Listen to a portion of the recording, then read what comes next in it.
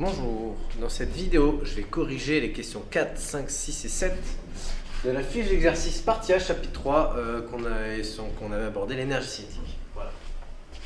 Bien, alors, à la question 4, donc les questions 1, 2, 3 ont été faites sur une autre vidéo, voilà, que tu retrouveras sur ma chaîne et aussi juste au-dessus, située sur l'article. Voilà, donc pour la question 4, on te dit, entre un scooter de masse 150 kg se déplaçant à 70 km/h, et une voiture de masse 2 tonnes se déplaçant à 30 km/h, quel est le véhicule possédant le plus d'énergie cinétique? Bon, donc ici, on va devoir calculer de manière séparée les deux énergies cinétiques des deux véhicules. Voilà. Donc, on a une masse de 150 kg pour le scooter et une vitesse de 70 km/h. En ce qui concerne la voiture, on a une masse de 2 tonnes, voilà, et une vitesse de 30 km/h. Bien, et bien on y va, c'est parti. Alors, dans cette question, bien sûr, il nous faut la formule de l'énergie cinétique. Donc, il y a 1/2 fois la masse fois la vitesse au carré. Il faut aussi que tu connaisses les unités qui te sont imposées de l'énergie cinétique. Donc, l'énergie cinétique, elle, est en joules, la masse en kilogrammes, la vitesse en mètres par seconde. Donc, j'insiste dessus, mais il faut que tu connaisses les unités imposées de cette formule, parce que sinon la formule ne te sert à rien. Concrètement, il faut que maintenant, après avoir écrit la formule, que tu vérifies si tes données sont bien dans les bonnes unités. Donc, commençons par la masse. On voit qu'ici, on a bien des kilogrammes, 150 kg, donc c'est bon. La vitesse, 70 km/h. Donc on voit ici qu'il nous faut des mètres par seconde. Donc il va falloir convertir cette vitesse en mètres par seconde. Donc pour ça, je te rappelle que pour passer, donc tu l'auras vu dans une autre vidéo, mais pour passer des kilomètres par heure au mètres par seconde, il faut diviser par 3,6. Voilà. Donc on y va. Je le fais en même temps que toi, hein, comme ça. 70 divisé par 3,6, on obtient 19,44444. Bon, on ne nous dit rien, donc je te propose d'arrondir à 19,4 mètres par seconde. Maintenant, on peut appliquer la formule sereinement. Donc 1/2 fois la masse 150 fois la vitesse 19,4 au carré. Attention, ne l'oublie pas. Voilà, donc on fait le calcul et on va obtenir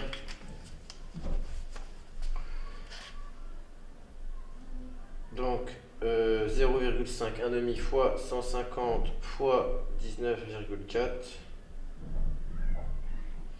On trouve 28 227 joules.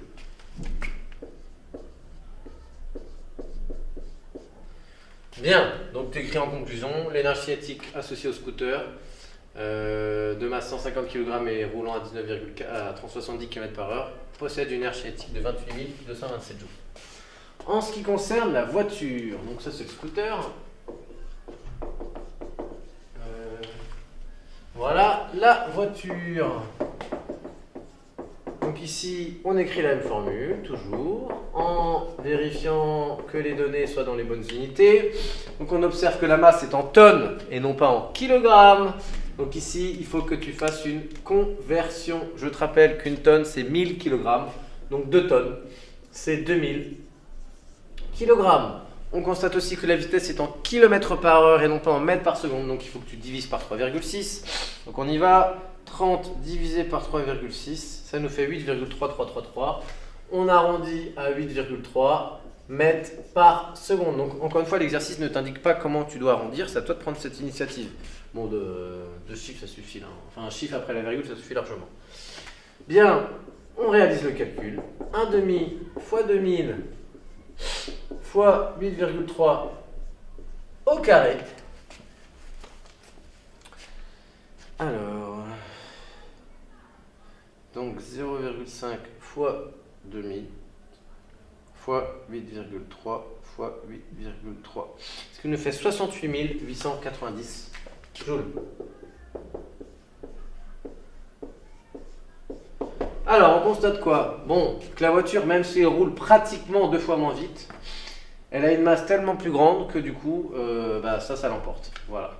Donc concrètement, si on a un scooter qui a une masse de 150 kg et qui roule à 70 km par heure, qui fonce dans un mur, et une voiture de 2 tonnes roulant à 30 km par heure, une voiture de 2 tonnes aura une énergie pratiquement un peu plus de 2 fois plus grande et donc détruira en gros davantage le mur. Voilà. Bien, passons à la question 5.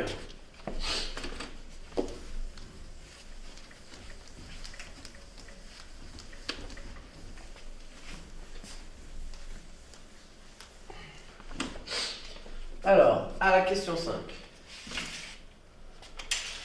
On te dit qu'un oiseau de masse 1 kg se déplace à une vitesse de 3,6 soit 10 puissance km par heure. Déterminer l'énergie cinétique associée de l'oiseau. Donc, on a les données.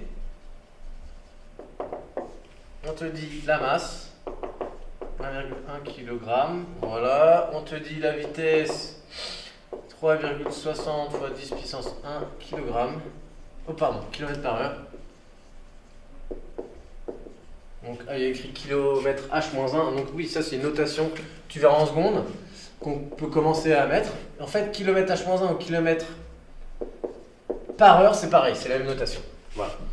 Tu constates aussi qu'il y a des chiffres, 1,00, ça peut te paraître bizarre parce qu'en mathématiques, 1 et 1,00 c'est pareil. Attention, en physique ça ne l'est pas. Donc du coup, je vais corriger aussi ces exercices avec la technique des chiffres significatifs. Donc c'est une technique que si tu commences à la maîtriser en fin de troisième, ça peut être très intéressant, notamment pour bien préparer la seconde. Après, c'est pas forcément quelque chose sur lequel je t'attendrai en contrôle. Si tu le fais, c'est mieux, mais en classe de seconde, il faudra que tu saches le faire. Donc pourquoi pas dès maintenant. Alors, ensuite, la relation. Tu vois que ici, on te demande l'énergie cinétique de l'oiseau. Donc l'énergie cinétique, c'est 1/2 fois la masse fois la vitesse au carré. Ok. Donc, ici, l'énergie cinétique, on vérifie bien. Alors, on sait que l'énergie cinétique est en joules, la masse en kilogrammes, la vitesse en mètres par seconde. Voilà, donc il faut vérifier que la masse soit bien en kilogrammes, c'est le cas. Il faut vérifier que la vitesse soit bien en mètres par seconde, ce qui n'est pas le cas. Donc on divise 3,6 fois 10 puissance 1, c'est-à-dire ça fait 36. Et ça, 36,0 km par heure, si tu le divises par 3,6, ça va te faire 10,0 mètres par seconde. Alors pourquoi j'ai écrit 10,0 ? Parce qu'on voit qu'ici, en fait, je devrais même écrire 1,00 fois 10 puissance 1 mètre par seconde. En fait, c'est écrit en écriture scientifique. Et en écriture scientifique, ici, j'ai 2 chiffres après la virgule. D'accord ? J'ai 1, 2, 3 chiffres en tout, surtout, c'est ça qu'il faut voir. Donc comme j'ai 3 chiffres en tout, il faut que je réécrive avec 3 chiffres mon résultat. C'est en termes de précision. Voilà. Donc pour l'instant, ça peut te paraître abstrait. Ce qui est important, c'est la technique. J'ai 3 chiffres, je réécris le résultat avec 3 chiffres.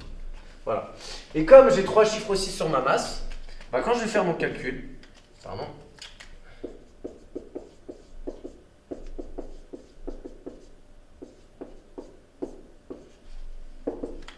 donc je fais mon calcul à la calculatrice.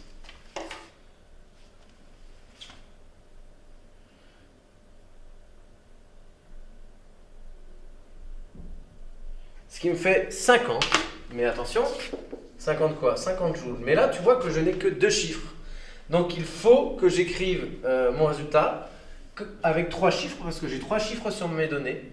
Donc il me faut 3 chiffres, donc c'est 50,0. Et si je l'écris en écriture scientifique, 5,00 fois 10 puissance 1 joule. Concrètement, qu'est-ce que ça veut dire ? Le fait que j'ai mes données avec 3 chiffres, je dois écrire mes résultats avec 3 chiffres. Voilà. Donc ça, c'est une technique que tu trouveras en seconde, que tu peux commencer à apprendre dès maintenant. Voilà.